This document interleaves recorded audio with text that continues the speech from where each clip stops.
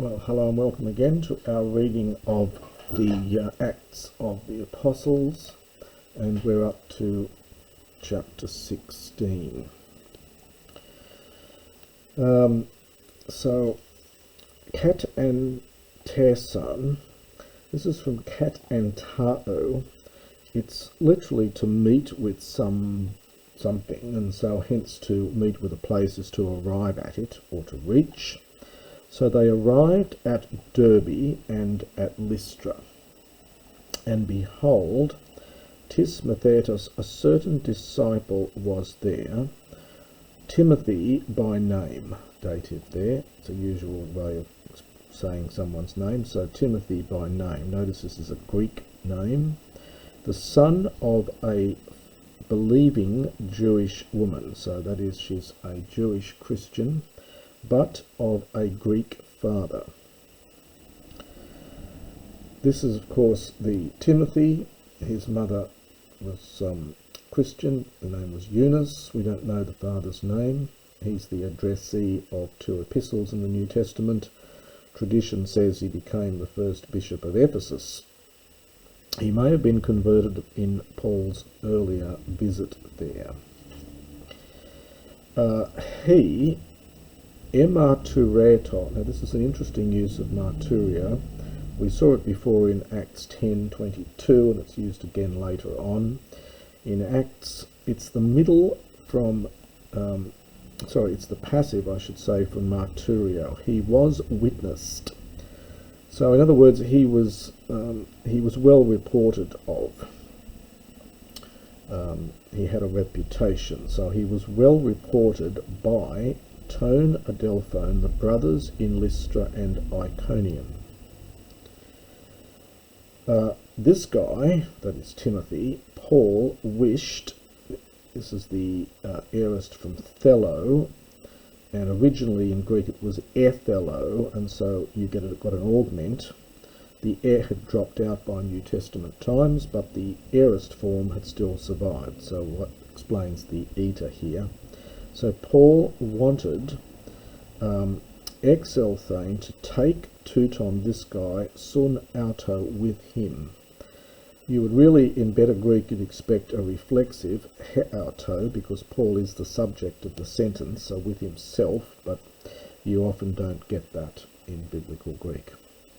So Paul wanted to take this guy with him, take him out with him, and having taken him, Labone aorist participle from lambano, peritemen, this is from peritemno, this is the aorist, he circumcised him on account of the Jews, on account of the Jews, the ones being in those places. This is slightly odd here for various reasons. Paul often rails against circumcision, and yet he insists that Timothy gets circumcised. If Timothy has a Jewish mother, then he's technically Jewish, so why isn't he circumcised? Well, his father may have forbidden it because his father was Greek. The Greeks thought circumcision was particularly abhorrent. On the other hand, since he is from a Jewish mother, Paul may have thought it doesn't look good to have a non-circumcised Jew, so it would have been extremely painful, I would have thought, for adult circumcision, but we don't get much of a mention of that here. For hapantes, this is the strengthened form of pantes, so everyone, Adasan from Oida, knew that his father, Hup Eriken, is from Hup Arco. It's often just used like Amy. So his father was Hellene, a Greek. The fact that it's, past tense here has suggested to some scholars that his father might have been dead by this stage. Hos and when Diaporuonto, they passed through the cities, Paradidosan, this is from Paradidomi, this is the imperfect from Paradidomi, they handed over to them through Lassane to guard dogmata ta kekrimena. Now, we've seen this before, this dogmata, the things agreed and the things having been judged. So we might say the agreed decisions. So the decisions which were agreed by the apostles and the elders, the ones in Jerusalem. Hymen, but therefore the churches were strengthened. This is from stereo.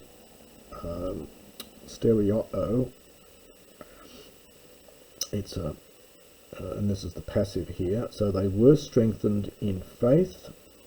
This is the imperfect passive. They were strengthened in faith, and they abounded, they increased in number, kathemeron, daily.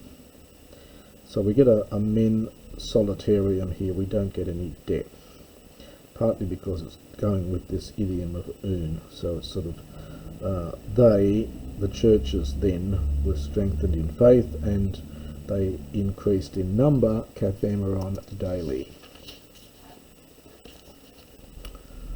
You do sometimes in Greek get a men without a det.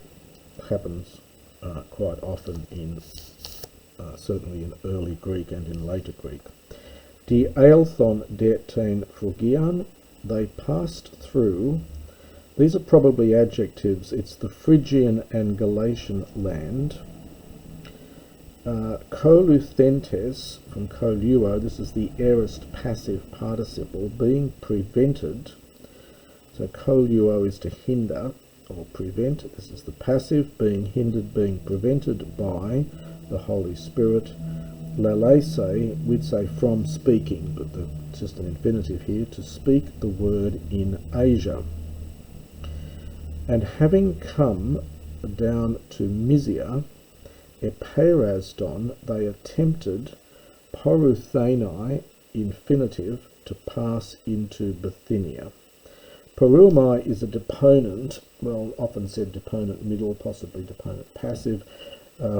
This is the passive infinitive, aorist infinitive, but it's got active meaning here. So they were prevented from passing into Bithynia, and top pneuma, the Spirit of Jesus, uk e asen autus, did not allow them. Now this is from that verb eao, I allow, and they've sort of done this is an aorist, so they haven't lengthened the alpha, they've done a kind of augment here, some sort of lengthening, and then there's the sigma to show the aorist form. So it's from eao, did not allow them. Having come into Mysia, katabesan, from katabino, they went down into the Troad. This, of course, is the area near Troy. It's in the east coast of, it's on the coast of Asia Minor, which is near modern-day Turkey, a part of modern-day Turkey, down the Troad. Kai Horama. Now, Horama, connected with horao, to see, generally, in fact, almost always used in the New Testament and the Septuagint of some divine vision. So a vision through the night. Ophthe, this is aorist passive from horao. So the verb horao, I see. The future of this verb is opsomai, and the root of the future here is opt. And then when the sigma comes in to form the future, this just turns into a psi. So the root of it is opt, and they're using that root here for the aorist passive. So you can see what's happening. That's lengthening for the aorist passive, and then you're getting a theta added on for the aorist passive ending, and that theta is aspirating this, the bit, into a phi, and that's where we're getting the ophthe from. Okay, so it's not quite as irregular as it looks, but that's what it is. So it's an aorist passive from horao. So a vision of the night, or during the night, was seen by Paul, a man, a Macedon, tis, a certain Macedonian man was Hestos, standing, from histemi. And again, we're getting these the periphrastic forms here. So rather than just saying was standing and just use the normal form from histemi, it says ein Hestos, was standing, and was parakalon, exhorting or encouraging him and saying, Diabas, aorist participle from diabino, having gone down into Macedonia, o Epheson, render aid to us. And when he saw the vision, immediately, he sought, from Satao, so from Satio, to seek, he sought to go out into Macedonia, sum bibadzontes. Well, this is originally meant to bring together or to unite, and does have that meaning in Ephesians 4:16, but it's used figuratively to conclude or to infer, which is a classical meaning. In the Septuagint, it always means to instruct, to put things together, so to give instruction to someone. But here it's more the sense, this more classical usage of to conclude or infer. So concluding that God, pros keklaitai, this is from pros kaleo, and this is the perfect passive, so that God, but it's used in the sense of had called. So concluding that God has called us, notice the us here because Luke is with them at this stage, had exhorted us to proclaim the gospel to them.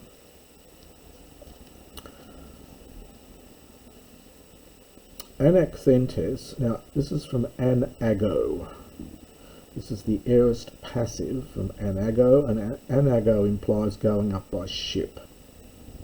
So going up by ship from the Troad, euthydramesonen, this is an interesting word. We made, the euthu is straight, dromio is to run, so we made a straight course, we made a straight run into Samothraki, which is an island, and on the following day into Neapolin, literally new city. This is the port of Philippi, it's the modern day Kavala. Here it's Neapolin. We get names like Neapolis, Naples and so on from these, lots of places called Neapolin or Neapolin, polis, new city. Kakathen, and from there we get Kai plus Ekathen, and from there into Philippi, which is, now you'll notice the square brackets here. If we ignore the sigma, then the prote will go with polis. If we don't, it's got to go with meris. So I think we'll ignore the sigma and take the prote with polis. So which is the first city, a colonia. This is an interesting word because it's a Latin word that's come into, it's been brought into the Greek. It's actually a Latin word. So simply used for colony. It's a Latin word, colonia. Now the meris is a district. So this would be the first city, a colony of the district of Macedonia. Or if you take the sigma, then it's of the first district of Macedonia, a city, a colony. After the Battle of Pindia in 167, Macedonia was divided by the Romans into 4 administrative areas, which were called these merides, these districts. So again, Luke knows his geography and he knows his history here, so he uses the right sorts of language here, including a loan word from Latin. He also likes to mention places of ports of departure and arrival in the Acts of the Apostles. We were in this city, diatribontes. Diatribo is a word used to sort of spend time, hang around. It implies that they're not working in the sense of doing manual work, they're just spending time there. So they were in this city spending, and it says tinas hemras, so for a few days. So we were spending time in this city for a few days. And on the day of the Sabbath, ex althomen, we went out of the gate beside a river, who, now that's that funny use of who, which is very good classical, but doesn't occur that much in New Testament Greek. It means where. So where, enomizdomen, we thought there to be proseuchein. Now proseuchein is prayer, but I think we have to understand it here as a place of prayer, and you can see from the number here, and if you look at the apparatus criticus down below, you'll see that there are variant readings, and people had some difficulty with this, because proseuchein is just prayer. We have to understand it here as a place of prayer. So presumably there were not too many Jews in this place, so there was no synagogue, and so it's on the Sabbath. There's no synagogue, so what do? They go out of the gate beside a river where we thought was a nice place for prayer, and having sat down, we were speaking to the women who had come with us. Luke likes to mention women, and he's very sympathetic towards women and also tends to show them in a very good light. And a certain woman whose name was Lydia, now she was a porphyropolis. The is a feminine ending. Polio is the verb to sell, and the porphyrus is to do with purple. So she was a seller of purple cloth. Elsewhere this word only occurs in inscriptions. So she was a seller of cloth. So she was a self-made woman, really. There's no mention of husband. She runs her own business, and later on we see that she has a household. So she's quite an important character in the area. So she was a seller of purple cloth from the city of Thyatira. Sebomene, reverencing or showing respect for God. She was a God-fearer.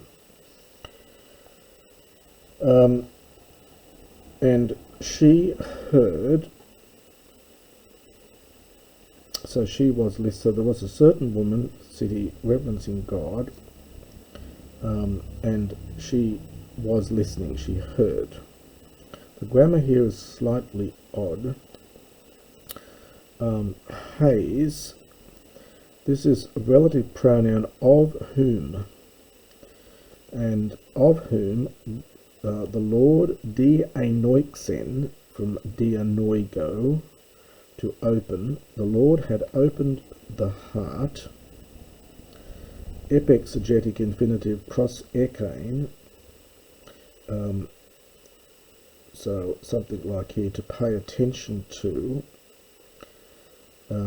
So of whose heart God had opened her heart to pay attention to the things being said by Paul.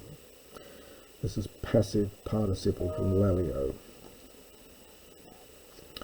So she was listening, even though it's it's an imperfect, isn't it? So perhaps she began to listen, might be good there.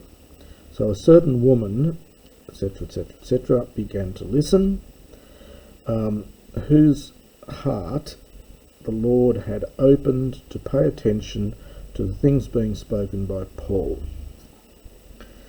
And when she kekrikate,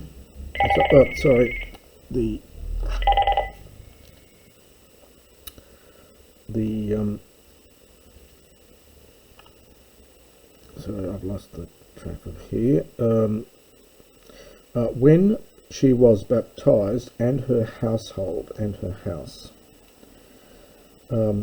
they exhorted, she exhorted them, saying, if you, if you have judged me to be faithful to a woman who is faithful to the Lord, having entered into my house, remain there. Kai parabiasato hemas, and she constrained us. A very strong word. It's only here in the New Testament in Luke 24. It's frequently in the Septuagint. It's to put pressure on. It's that bia. It's quite a strong word. So she pressed us.